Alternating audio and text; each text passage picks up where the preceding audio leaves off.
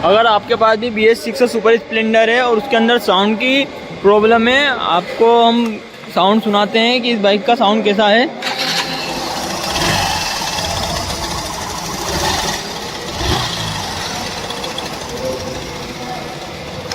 तो आज हम आपको बताएंगे कि इस साउंड की प्रॉब्लम को किस तरीके से हमेशा के लिए सोल्व करना है, जो BS6 सुपर स्प्लेंडर में ज़्यादा तरीके से आ रही है। जैसे कि हमने आपको बताया था कि हम इसके अंदर साउंड की प्रॉब्लम को कैसे दूर करेंगे, तो इसके अंदर हमने ब्लॉक के अंदर 2 पैकिंग डाले, जो जिस कारण इसकी चेन का जो गैपिंग है वो थोड़ा और ज़्यादा टाइट हो जाएगा।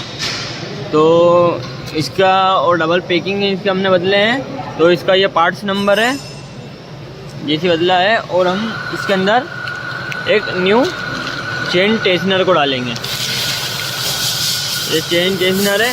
फिर उसके बाद हम आपको इस बाइक का कंप्लीट करके इस बाइक का आपको हम साउंड सुनाते हैं कि किस तरीके से इसका साउंड चेंज हो चुका है।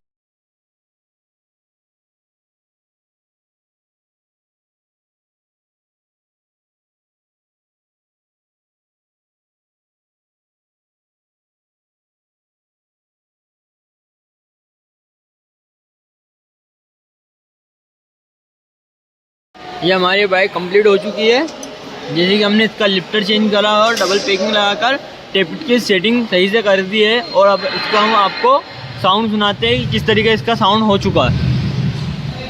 तो हम ये चाबी ऑन करते हैं और सेल पर स्टार्ट करते हैं। और अब आप इस बाइक का साउंड सुनिए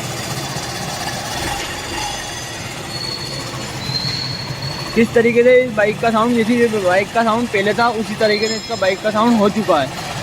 इसकी हमेशा की जो प्रॉब्लम थी कि इसका बार बार लिफ्टर ख़राब हो जाता था और जैसे कि साउंड बनाने लग जाती थी, टेपिट जैसे आवाज़ करने लग जाते थे, ये हमेशा का प्रॉब्लम ख़त्म हो चुका है। जैसे हम आप देख सकते हैं कि इसका साउंड कितना स्मूथली आ रहा है।